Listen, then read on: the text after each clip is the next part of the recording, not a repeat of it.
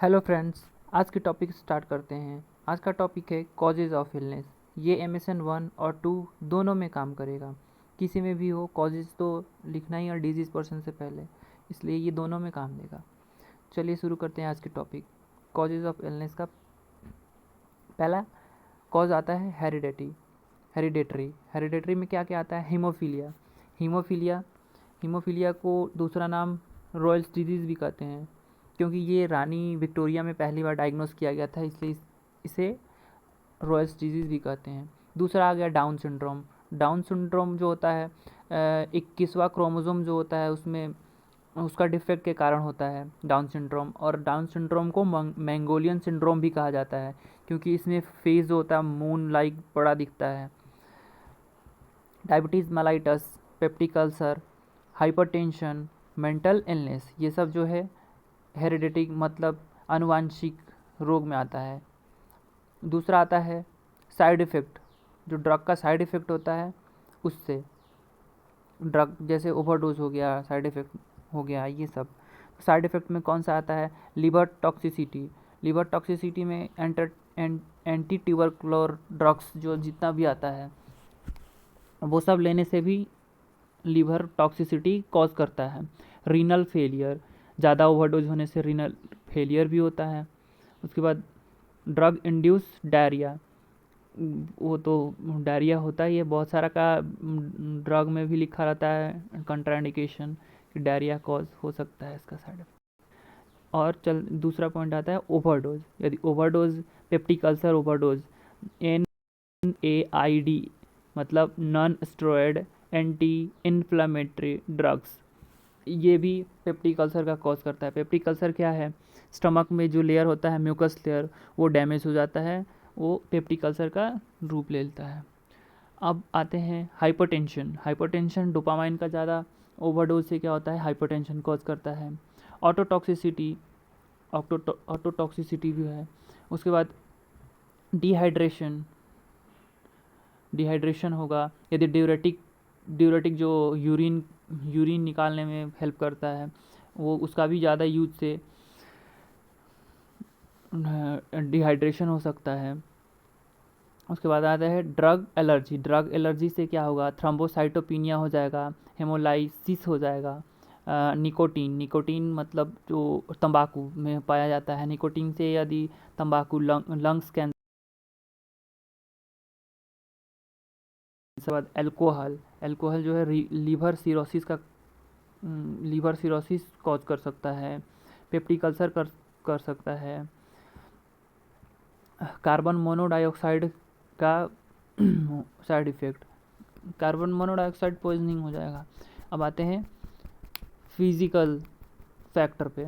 Physical factor में आ जाएगा head stroke आ जाएगा, हेड में चोट लग गया। उसके बाद डिहाइड्रेशन हो गया, लंबे समय तक पानी नहीं पिए तो डिहाइड्रेशन हो गया, तो वो भी शॉक का रूप ले लेता है। हाइपोथर्मिया हो गया, ज़्यादा ठंड में रह रहे, बर्फ़ बर्फ़ में दब गए, वो भी हो सकता है। या फिर ठंड बॉडी टेम्परेचर मेंटेन नहीं कर पा रहा है। इलेक्ट्रिक बर्न हो गया, इलेक्ट्रिक शॉक जो लगा उससे भी हो सकता है। रेडिएशन बर्न से भी हो सकता है। अब आते हैं माइक्रो ऑर्गेनिज्म में कौन कौन सा आता है? एक होता है बैक्टीरियल में कौन कौन सा होता है? डिप्थीरिया जो है वो कॉर्नी बैक्टीरियम के वजह से कॉज करता है। उसके बाद टेटनस है, टेटनस जो है क्लोस्ट्रेडियम टेटनाई कॉज करता है। टाइफॉइड जो है ये साल्मोनेला टाइफी कॉज करता है। वूफिंग कफ जो है बॉर्डिटेला पर्ट्यूसिस कॉज करता है। ट्यूबरक्लोसिस का पॉजिटिव एजेंट है माइकोबैक्टीरियम ट्यूबरक्लोई। उसके बाद आता है मेनिंजाइटिस स्ट्रेप्टोकोकस मेनिंजिस है। उसके बाद कोलेरा जो है विब्रो कोलेराई है। ये गैस्ट्रो इंटेस्टाइन ये वायरस जनित है। अब आते हैं वायरस वाला में, जो वायरस कॉज करता है। मीजल्स जो है वो RNA वायरस कॉज करता है। चिकन पॉक्स जो है वो वेरिसेला जोस्टर कॉज करता है। मम्प्स जो है वो कॉज करता है पैरामिक्सो वायरस। उसके बाद इन्फेक्टिव हेपेटाइटिस है, हेपेटाइटिस जो है वायरस होता है, हेपेटाइटिस वायरस। पोलियोमाइलाइटिस है, पोलियोमाइलाइटिस कौन कॉज करता है? पोलियो वायरस कॉज करता है। और एड्स जो है, एड्स करता है HIV के कारण होता है।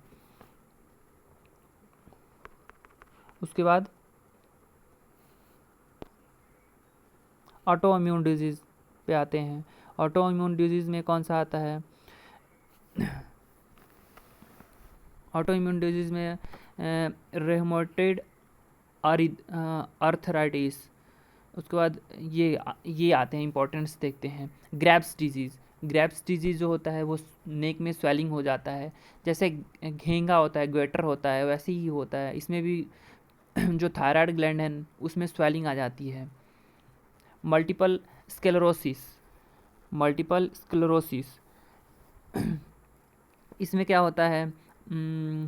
जिसमें बॉडी का कंट्रोल जो होता है वो खो जाता है, बॉडी का कंट्रोल। उसके बाद अब लास्ट में आते हैं बर्गस डिजीज़। बर्गस डिजीज़ में क्या होता है?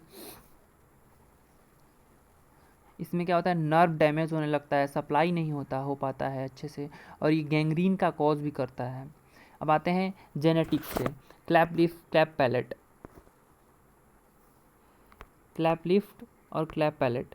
क्लैप लिफ्ट, क्लैप पैलेट होता है जो लिप है और पैलेट है, उसमें माल फॉर्मेशन हो जाता है इंट्रायूरेटाइन ही, उसको बोलते हैं clap lip, cleft palette.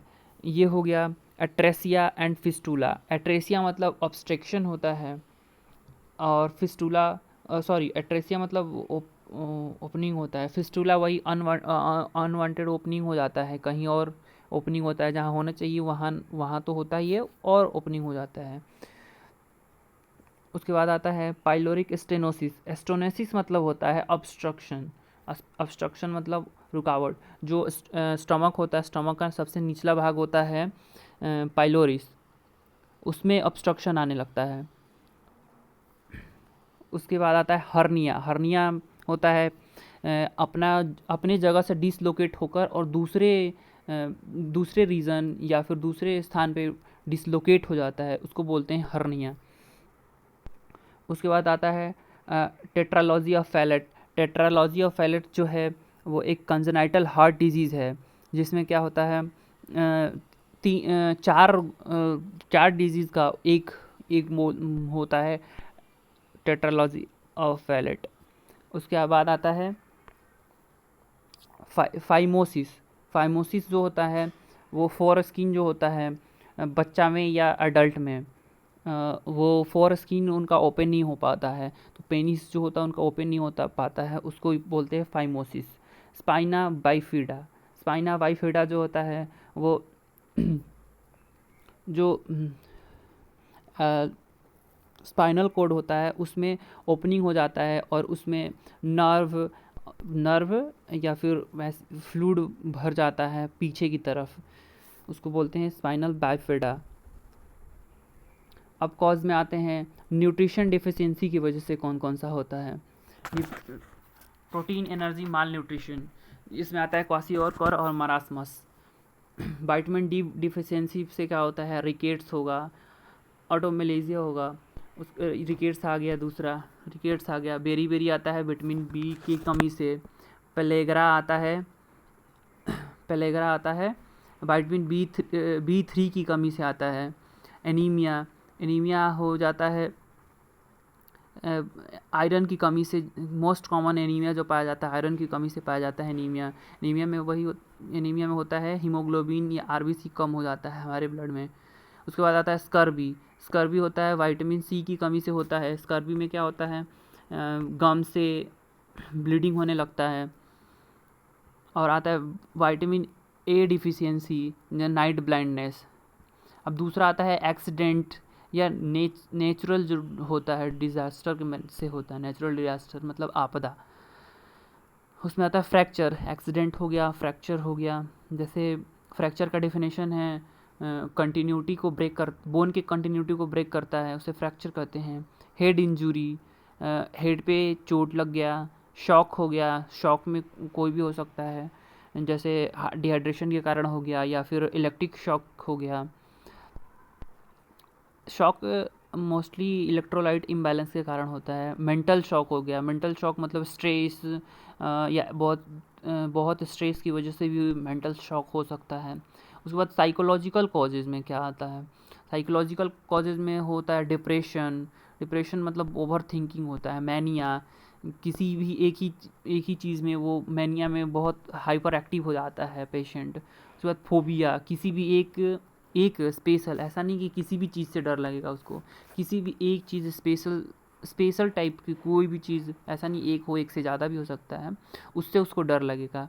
Anxiety disorder, anxiety disorder वही हो जाता है सोच सोच के पहले ही। स्कीज़ोफ्रेनिया, स्कीज़ोफ्रेनिया में क्या होता है कि उसको कोई आवाज़ें दिखाई सुनाई देता है, उसके बाद कोई पर्सन दिखाई देता है, या फिर वो अनहाइजीन रहता है, खुद में ही रहता है, अकेले हो जाता है, समाज से कट जाता है, स्कीज़ोफ्रेनिया होता है। तो फ्रेंड्स, आज के टॉपिक था कॉजेज़ ऑफ इलनेस।